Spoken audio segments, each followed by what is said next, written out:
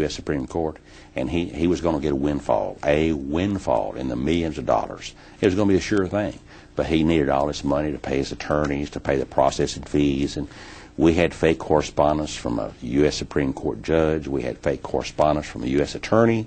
All of it was fake. But Mr. Butler realized at the last that he had been scammed, and he was going to use the proceeds of this settlement that his friend got to pay the city back. And he realized that he wasn't going to be able to do this, so he committed suicide. It's a very sad story. It is. You just put the second blind trust in here. Mm-hmm. Yeah. We trusted him to take care of the city's affairs. He trusted his friend, and that was going to complete the circuit, so Right. we would never have a problem. Yeah. See, an honest person, most people are honest. They commit fraud. They have to have rationalization that either I deserve it or I'm going to pay it back. And Mr. Butler's rationalization was, I'm going to pay it back. And he found out that he couldn't, so he couldn't accept that. Mm-hmm. Some very hard lessons learned. Yes, it is. Let me turn to a second one of your stories, if I may. Hickson Utility District. Hickson Utility District. Now, this one happened several years ago, but there were so many wonderful things about it. If you can say fraud. As teaching points, you mean? As teaching points, that's correct.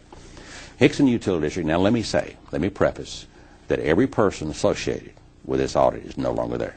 Not a single person. Everybody's been replaced, and Hickson Utility District is one of the best operated utility districts in the state of Tennessee, bar none. They used the problem to learn, and they really got serious about it, and they are crossing their T's and dotting their I's, so I want to make that clear. But Hickson Utility, and all of this is public information. I'm not telling any secrets. It's been in the newspapers, radios, TVs. But they had a manager. He had been there, with the exception of 2 years, he had been there ever since the utility district had been formed. Now, Hickson Utility District was a very well-operated utility district. Hickson Utility District was unique in that their water source is a cave. They have a cave with absolutely pure water in it because it's all been filtered through limestone and almost an unlimited supply. So if you don't pay anything for your water, all they have to do is put fluoride in the water, and they can sell it. Very low cost for purification. So they were profitable, very profitable. Mr. Bean got ready to retire, and the commissioner said, "Wait a minute." Said, "You can't retire."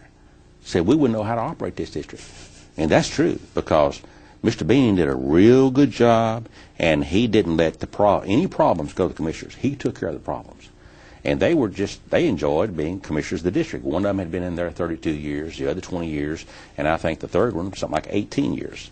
So they were proud and liked the prestige of being a commissioner of one of the biggest utility districts in the state of Tennessee. So they said, "What can we do to keep you on board?" He said, "I'll tell you what I'm going to do." He said, "You create a deferred comp plan for me I'll keep on for 5 more years. And during that period of time, you put $1 million in that deferred comp plan." Hey, sounds good to us. They could afford it. And that's in addition to the salary. They could afford it. They said, okay. Well, there was a newspaper article about it in the newspaper, and Mr. Bean, about what had happened. And he said, "By the way, I want to be able to draw out my retirement," which I could if I retired, and it was about $260,000. "And let me invest it, because I can invest it at a higher rate and earn a higher rate than you." So he's going to take the money out while he's still working? While he's still working. Okay. And they still created that deferred comp plan for him in addition to his retirement. Well, all this was in the newspaper. And Mr. Bean went to a party one night, and he met a broker. And the broker said, "Mr. Bean, have I got a deal for you? It's called futures." Futures. He said, "It's just like shooting fish in a barrel." Well, Mr. Bean invested all of his $260,000, and overnight he doubled it. Mr. Bean says, "Man, this is great." Said, "Let's do it again. Double or nothing." He lost it. He lost everything. Then he started borrowing on his deferred comp plan. Well, the first deferred comp plan, the agreement, did not say anything about borrowing. But the second agreement did. Now, do you get what I'm telling you? Well, first of all, we don't have a properly approved plan. That's true. And there was 2 agreements. The district commissioners didn't know anything about the first, except for the first one. But the first one didn't say anything about borrowing. So Mr. Dean just rewrote the agreement and put it in front of the commissioners. And, of course, the commissioners signed anything that Mr. Bean put in front of them. So they actually did sign it. It wasn't he forged them. Yeah, they didn't know what they were signing, but the ignorance is no excuse. That's for sure. They signed a second agreement, and the auditors happened to have a copy of the first one. So we found the second agreement and the first agreement. But the second agreement said that he could borrow before he earned his deferred comp. So Mr. Bean started borrowing from his deferred comp plan. He wrote 14 checks altogether for a grand total of $1,072,000 to pay his broker bills. He wrote several he would take money to the bank, or just go to the bank and say, here's a check made payable to the bank. I want to convert it to a cashier's check paid payable to Merrill Lynch. He had the implied authority to do that. So they would write a check to Merrill Lynch. He'd go across the hall and pay his broker. Then, in addition to that, from time to time, he would take a check made payable to the bank, said, I want you to, and we're talking about a $100,000 check now. We're not talking about 10 or 15. We're talking about in excess of 100. I want you to take the proceeds of this check and apply it to my personal loans at this bank. Now, the bank couldn't do that. That was a violation of their own policies. That cost that bank several $1,000s upon settlement. And as an offshoot here, one of the boards of commissioners, one members of the board of commissioners, was also vice president of that bank. Now, supposedly that didn't have any play in here, but we thought that was very interesting. So that in effect he's borrowing out everything that he is theoretically going to earn over the next 5 years to pay personal obligations. That's right. That's right. Now, during this period, he wanted to keep the commissioners happy. They always, as a perk, went to the American Water Works Conference. One year, when he first started borrowing on his deferred comp plan, the auditor raised a question about the validity of this. And Mr. Bean gave them the agreement, said it was okay, but they weren't sure how to book it. And they finally booked it as advance on deferred comp, something along those lines. It wasn't very much on the financial statements, and we didn't catch it that year. I mean, it wasn't a big figure. We should have in our review, but we didn't. The second year, it got up to be a large figure. So they ended up calling us and talking to us about it. And that's why we got interested in it and started looking around. But the first year that it was raised, they believed Mr. Bean's explanation. And just to show him how much he appreciated their work, he took them, along with the commissioners and their wives, Mr. Bean and his executive assistant, which was a young lady. They had, let's just say they had a close relationship. Mr. Bean was married. Took the auditor and his wife all to Las Vegas. They stayed at the MGM Grand Hotel at a conference out there. The hotel bill for all the group was almost $15,000. Now, this was several years ago. And the airfare was $8,000. And Mr. Bean gave the commissioners what he called walking around money over $1,000. When Mr. Bean paid all the expenses of everybody, when they went out to eat, Mr. Bean put it on the credit card. When they came back, all the commissioners filed expense reports, got reimbursed for their expenses. We had a little problem with auditor independence there. A little bit? Just a little bit, just a little bit. Am I correct, though, that he may have had ethical problems, but did he really break the law? No. When we put out the report, we just stated the facts. We did not cite any TCA, any ordinance, rule, charter violation, nothing, because the commissioners gave him the authority to do what he wanted to do. There was an outcry. We gave it to the DA, and he said, what's a TCA violation here?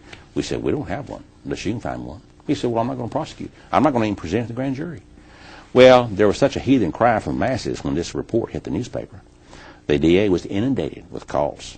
And he said, all right, I'll present it to the grand jury. The grand jury, although he didn't say any single law had been violated, they said, well, this is awful. We're going to indict you. So he was indicted. But he went to trial. The judge said, what's the charges? Yeah. You don't have any. Throw it out. So the ultimate resolution, or at that point in time, of course, Mr. Bean was terminated. Finally. And a new board of commissioners was appointed. When Mr. Bean pulled out a contract that says if I'm terminated without cause, I get double my salaries. Double my salary. And now, the argument being not being convicted of a criminal act, right. He was terminated without cause. That's right. Now, the courts threw that out. They didn't agree with that. The end result, Mr. Bean lost every single penny in the futures market. So he was left without a pension, without any savings, well, only Social Security, and his wife, let's say that she had mental and physical problems. And so he was left a broken man. You know, all of these stories have great teaching points, and both of these stories have very tragic endings. Mm-hmm. Fraud is often tragic because oftentimes the person involved you may be very sympathetic with the reason they took the money. Now, in Mr. Bean's case, investment, I was not sympathetic with him. He just got into something that was over his head real quick, and he didn't know where to go.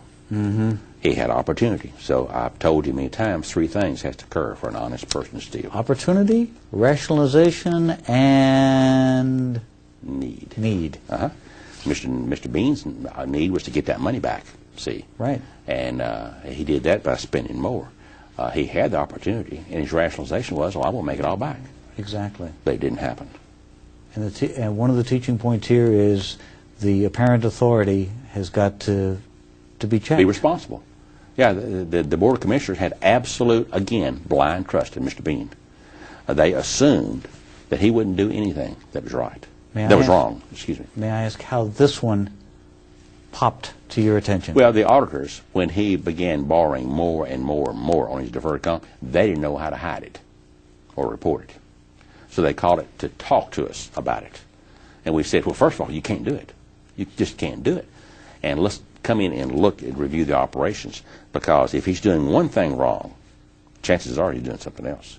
Because once a person starts defrauding, they're not going to hold it just one way.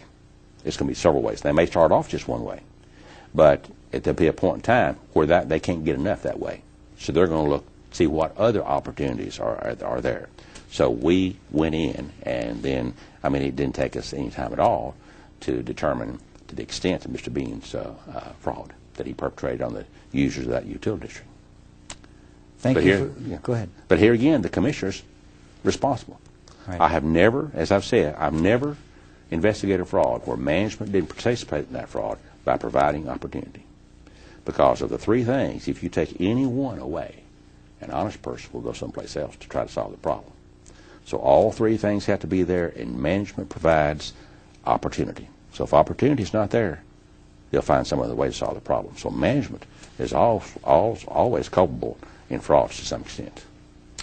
Dennis, thank you for sharing these two great teaching points, and I'd like to have you come back and share a couple of more stories, because each one of them illustrates some beautiful lessons learned. Yes, thank you very much.